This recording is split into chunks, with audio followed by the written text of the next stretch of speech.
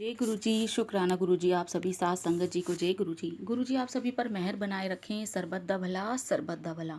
संगत जी मैं आशा करती हूँ कि आप सभी स्वस्थ और मस्त होंगे।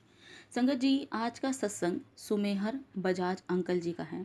सत्संग शुरू करने से पहले हम गुरु जी का मंत्र जाप करेंगे। ओम नमः शिवाय, शिव जी सदा सहाय। ओम नमः शिवाय, गुरु जी सदा सहाय। जय जय गुरु जी। संगत जी अंकल जी लिखते हैं, मेरी अंतरात्मा गुरुजी में बसी हुई है। मुझे गुरुजी के विषय में मार्च 2009 को ज्ञात हुआ, जब मेरे पिता के चचेरे भाई और उनकी पत्नी उनसे मिलने के लिए आए, जो कि 2005 से कर्क रोग यानी कि कैंसर से पीड़ित थे। वह अपने साथ गुरुजी का पावन ग्रंथ लाइट ऑफ डिविनिटी लेकर आए थे। उनके जाने के बाद मेरी माँ मेरे कमरे में आई और बातों ही बातों में उन्होंने मुझे वो पावन ग्रंथ दिया। उन दिनों मैं पढ़ने के लिए कोई नई पुस्तक ढूंढ रहा था, परंतु मुझे तब यह नहीं ज्ञात था कि यह कोई सामान्य पुस्तक नहीं थी, अपितु एक दिव्य ग्रंथ था जिसे स्वयं गुरुजी की प्रेरणा स्वरूप लिखा गया था। कुछ दिन उस ग्रंथ को पढ़ने के बाद मुझे गुरुजी से जुड़ाव का आभास होने लगा। मैंने कभी भी धर्म और संप्रदाय का अनुसरण नहीं किया। बचपन से ही मेरा यह मानना था कि भगवान एक है और हम सब उसके बच्चे हैं, किंतु जितना मुझे ज्ञात है मैं शिवजी जी की पूजा और ओम नमः शिवाय मंत्र का जाप करता आया हूँ। गुरुजी से मेरा पहला सचेत जुड़ाव स्वप्न में हुआ। मुझे अच्छी तरह से याद है कि मैं पेरिस किसी काम के सिलसिले में गया और मैं एक धूसर ग्रे रंग के महल के सामने खड़ा था। जब मैंने एक आवाज़ सुनी, तैनू आना तय पाएगा, तुझे आना तो पड़ेगा, मुझे सपने में गुरुजी की उपस्थिति का आभास हुआ, पर इन इन शब्दों का मतलब मुझे तब समझ में नहीं आया और ना ही यह पता चला यह किसने कहे। मैं लाइट ऑफ डिविनिटी पढ़ता रहा। मुझे बार बार सपने आते जिसमें गुरुजी मुझे बुलाते रहे। हर बार वह बोलते, तैनू आना ते पाएगा। इन सपनों को अपने मन का वहम समझकर मैंने इन पर कभी ध्यान नहीं दिया, किंतु 2009 में मई से लेकर जुलाई तक मैं जो भी करता वो हर बात मुझे गुरुजी की ओर ही लेकर जाती। जून 2009 में के अंत में मैं काम से छुट्टी लेकर जालंधर गया। मैंने कॉलेज के एक दोस्त के साथ रहने का और फिर एक दिन स्वर्ण मंदिर गोल्डन टेम्पल के दर्शन के लिए अमृतसर जाने का कार्यक्रम बनाया। जालंधर से स्वर्ण मंदिर जाते समय मैंने अपने दोस्त को अपने सपनों के बारे में बताया। जालंधर से अमृतसर गाड़ी में 1.5 घंटा लगता है, पर मेरे अनुभवों के बारे में सुनते हुए हमें समय का पता ही नहीं चला और इससे पहले कि जब हम कुछ समझ पाते हम एक अजीब सी सड़क पर थे और ऐसा लग रहा था जैसे हमें गाड़ी में बस 40 मिनट ही लगे थे। जब हमने रास्ता पता लगाने की कोशिश की तो पता चला कि हम किसी अनजान रास्ते से स्वर्ण मंदिर पहुंच गए थे। हमें यही लगा कि कोई लघु पथ शॉर्टकट होगा जो अमृतसर शहर से होकर नहीं जाता।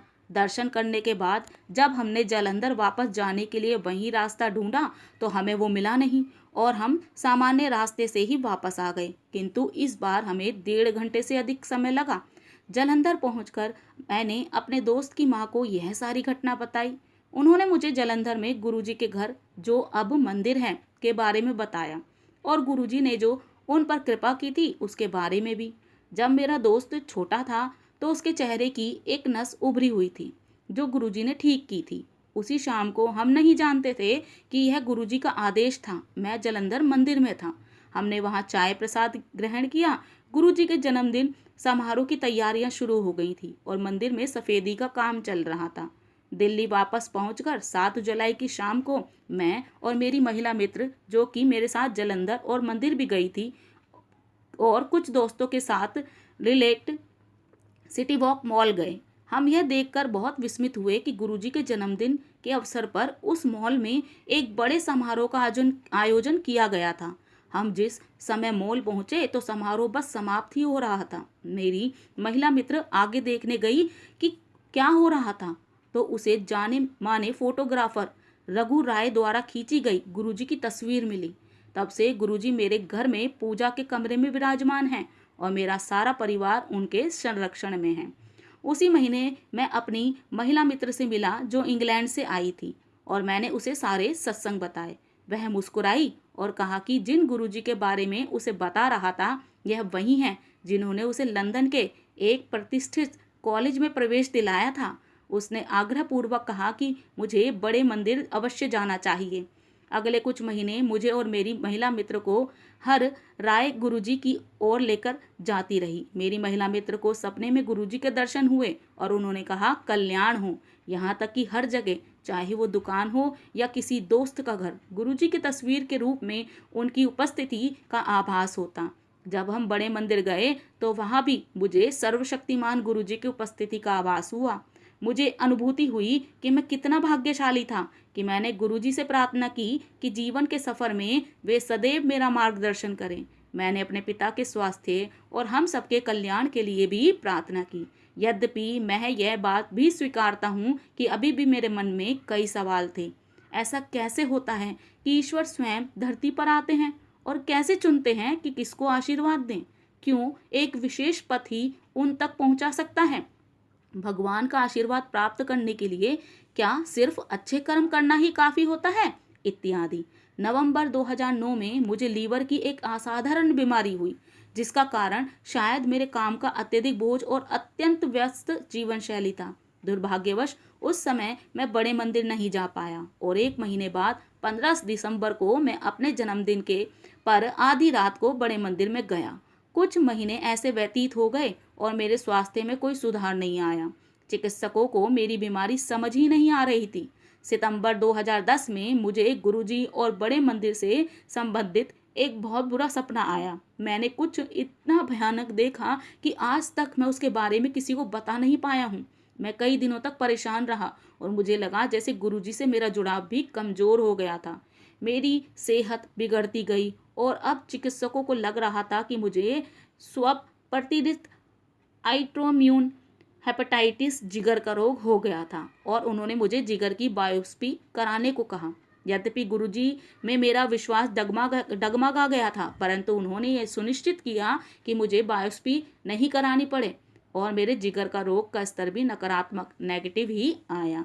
साल 2011 के शुरू से लेकर अंत तक गुरुजी मुझे अपनी दिव्य उपस्थिति का आभास देते रहे, जैसे कि 2009 में हुआ था। ठीक उसी साल 2011 में भी हर राह मुझे गुरुजी की ओर ही लेकर जाती थी। मैं गुरुजी की वेबसाइट पर डाले गए सारे सबक सुनता और गुरुजी से प्रार्थना करता, उनका आशीर्वाद मांगता कि वह मेरे विश्वास को बनाए रखें और मेरा मार्गदर्शन करें। इससे कुछ समय पूर्व मैं दोबारा बड़े मंदिर गया। तब मुझे गुरुजी के शब्दों तैनू आना ते पएगा का मतलब समझ आया। गुरुजी ने मुझे सपने में दर्शन भी दिए। मेरे आसपास कोई दुष्ट शक्ति थी जिसके सामने मैं लाचार खड़ा था और तभी गुरुजी आकाश मार्ग से प्रकट हुए।